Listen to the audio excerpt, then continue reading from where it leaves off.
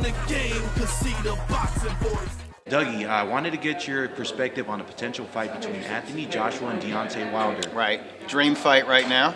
But Yeah. potential, it could happen. Yeah, right? hopefully next year. That's the projected date is 2019. Yeah. But hopefully later. Realistically, right, next The year, real but fans come on. want it to happen at the end of this year. Why not? Yeah. See, both guys are fighting. They're defending their titles in the month of March. March 3rd, Deontay Wilder defends the WBC title against Luis Ortiz, like a legit top 5 contender.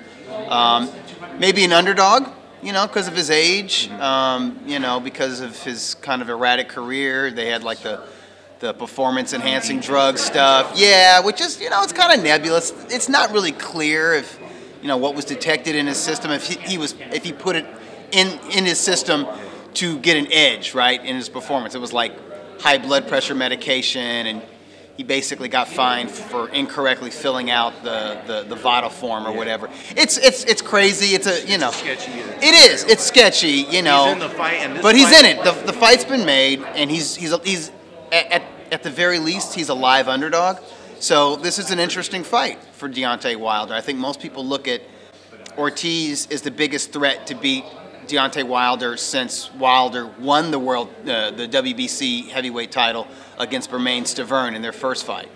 But Wilder looked awesome in his last fight. Now Stiverne kind of entered the ring like a stiff, but whatever. Wilder got rid of him.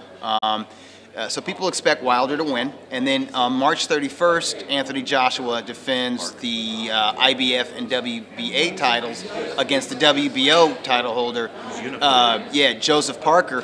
That's a unification bout. Obviously Europe, you know, the UK is excited about it.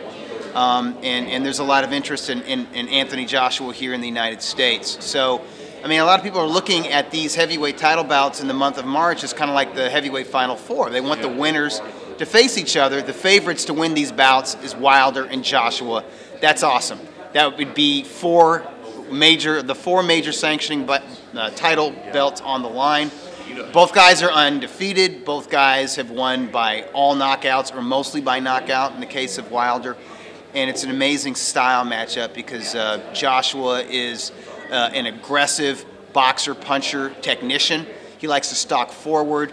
He's got the look, you know, he's an Adonis, right? He looks like a modern heavyweight, 6'6", solid 245, and he's got good technique. And Wilder is he's a bit taller. He's like 6'7". He's rangier. He's lighter though. He's like 220-ish, 225. But he can move. He can use that lightness, you know, so he can employ a stick and move strategy, which can be difficult, I think, for Anthony Joshua because he's somewhat plodding. He hasn't proven to be able to cut the ring off on a really good stick and mover.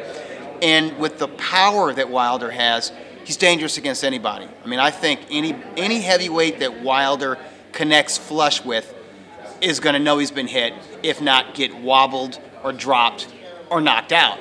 So it's a fascinating style matchup. I think probably it'll be like 60-40 in favor of Anthony Joshua. I think he would probably be the slight odds favorite, but not a huge favorite. And I think a lot of people would be picking the underdog in that, Deontay Wilder, either because they don't like Anthony Joshua, they're like, you know, or you know, they just see something in Wilder in that, you know, and his technique has been criticized, you know. But the thing is, he gets wild after he hurts a guy.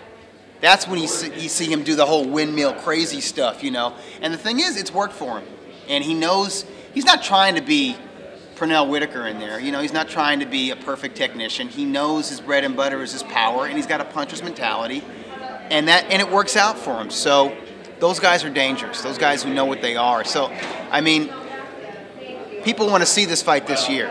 You know what I mean? Like, okay, maybe these guys could have a second fight in the summer, you know, but by the end of the year, people want to see Deontay Wilder versus Anthony Joshua. And I know that's what boxing fans want. And because they're both fighting in the month of March, like the Next Ring magazine is going to just focus on the heavyweights. You know, we're going to have Anthony Joshua on the cover and Deontay Wilder. And, you know, we might put Tyson Fury on there because he's still out there.